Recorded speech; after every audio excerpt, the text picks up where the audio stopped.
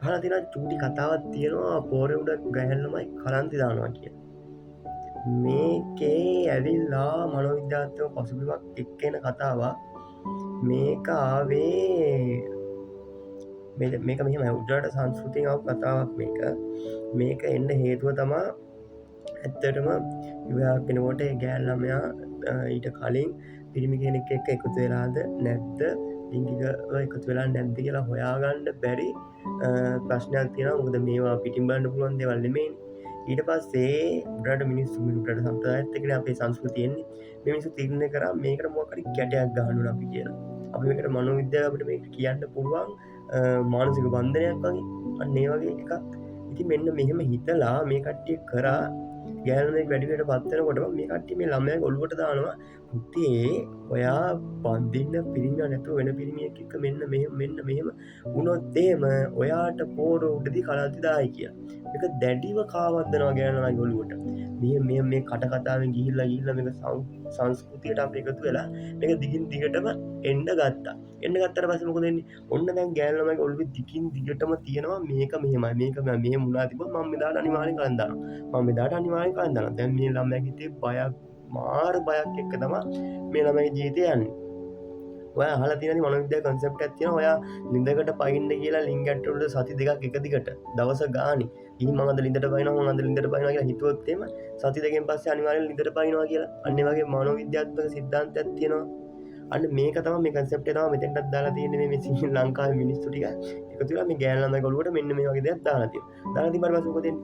ඔන්න බැරි වෙලාවක් අර වගේ දෙයක් ඒ ගෑනු ළමයි කරලා තිබ්බොත් තමන් ඒ කියන්නේ වෙන ස්වාමි පුරුෂයෙක් එක්ක විවාහ වෙන්න ගිහිල්ලා පොරුවට නැංගොත් මේ ළමයි ඔළුවේ අරක ගිහිල්ලා මොකද වෙන්නේ? මොලෙන්ම සිග්නල් එක දෙනවා දැන් මං කලන්ත දාන්න ඕන කියලා. මෙන්න මේ වගේ concept එකක් තමයි මෙතන තියෙන්නේ. එතකොට මේක ගැන කතා කරද්දී මේකේ හොඳක් තියෙනවා නරකක් තියෙනවා.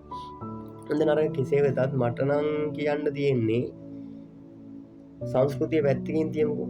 කොහොමවත් ගෑනු ළමයෙක් වුණාම කවදා හරි අම්මා කෙනෙක් වෙන්න බලාපොරොත්තු වෙනවා නම් අම්මා කෙනෙක් කියන චරිතයට ගෞරවයක් දෙන්න ඕන නම් අනිවාර්යෙන් තමන්ගේ ස්වාමි පුරුෂයා සහකරුවා වෙනුවෙන් ඒ දේවල් රැකගන්න එක ඒ ගෑනු ළමයාගේ යුතුකමක්. ඔබ මෙතන ප්‍රශ්නේ තමයි මෙතන විභාවයේ කසාද සහතිකය කියන එක අදාළ කරගන්න එපා. ඔයාගේ ස්වාමි පුරුෂයා හොයාගෙන ඉවරයි නම් එයාමයි නම් කසාද බඳින්නේ. එතකොට එතෙන්දී ලිංගික සංසර්ගයට ගියා කියලා එතන ප්‍රශ්නයක් වෙන්නේ නැහැ. ඒක ඔයා වැඩි ඔලුවට ගන්න ඕන දෙයක් නෙමෙයි. හැබැයි ඒක මෙහෙමයි. ඒක ස්වාමි පුරුෂයා හොයා ගන්නවා කියන එක කරන්න ඕනේ. මම මේ ඉස්සෙල්ලා වීඩියෝ එකක් දාලා ඉතින් කොහොමද තමන්ගේ මේ පාර්ට්නර් හොයාගන්නේ කියලා ඒක පොඩ්ඩක් බලන්න. ඒ වගේ concept 4-5ක් එක්ක තමයි ඒක හොයාගෙන අවසාන මොහොත තමයි තමන්ගේ තියෙන ලිබිඩෝ එකත් එක්ක මේ වගේ දෙයකට යන්න ඕනේ. ඒ හින්දා මේක හොඳ නරක කතා කරනට වඩා නරක තමයි කියන්න ඕනේ. අම්මා කෙනෙක් වෙන්න බලාපොරොත්තු වෙනවා නම් තමන්ගේ ස්වාමි පුරුෂයා හොයාගත්තට පස්සේ ස්වාමි පුරුෂයාත් එක්ක විතරක් මේ දේවල් යන එක ඇත්තටම ඉතින් හොඳයි. මෙතෙන්දී ගෑනු ළමයි තමන්ට තමන් අවංක වෙන්න. එතකොට මේ ප්‍රශ්නේ ගොඩක් දුරට විසඳෙයි. අනික දැන් මේක ඇහුවට පස්සේ සංස්කෘතියට මඩ ගහනවද ඒකට පාර වදිනවද කියන එක නෙමෙයි මෙතන තියෙන කතාව. ගෑනු ළමයි තමන්ට තමන් අවංක වෙලා ඉන්නවා නම් ඒ වැඩ ටික ලස්සන අම්මා කෙනෙක් වෙන්න මං එක කියන අම්මා කෙනෙක් වෙන්නවා කියලා හිතලා මේ වැඩ ටික කරගෙන යනවා නම් මෙතන ප්‍රශ්නයක් එන්නේ. අනික දැන් ලිවිං ටුගෙදර් කියන සංකල්ප ලංකාවට ඇවිල්ලා තියෙන්නේ. ඒතකොට සංස්කෘතියක් කියන එකක් ගැන ලංකාවේ ලොකුවට කතා කරන්න බෑ. දැන් කලවම් වෙලා තියෙන ඔක්කොම. ඉතින් ලිවිං ටුගෙදර් concept එක ආවට පස්සේ කොහොමද මැරි කරන්න ඉස්සෙල්ලා තමන්ගේ බෝයි ෆ්‍රෙන්ඩ් එක ඒ කියන්නේ අනාගත ස්වාමිපුරුෂයා වෙන්න ඉන්න එක්කත් එක්ක අනිවාර්යෙන් මේ දේවල් කරන එක ඒක සාමාන්‍යයි. ඒ මතක තියාගන්න මේ හැම දෙයකින්ම තමන්ගේ පිරිමි ළමයා තෝරාගත්තට පස්සේ අවසාන ස්ටෙප් එක විදිහට විතරක් මේකට යන්න. يعني දෙන්න තීරණයකට එන්න ඕනේ. අපි දෙන්න තමයි මැරි කරන්නේ කියලා තීරණය ආවට පස්සේ මේ දෙයට ගියාට කමක් නැහැ. ඒතකොට ඒක මොකද සමාජයේ ඉන්න තියෙන ප්‍රශ්න ගොඩක් අඩු වෙනවා මේ හින්දා.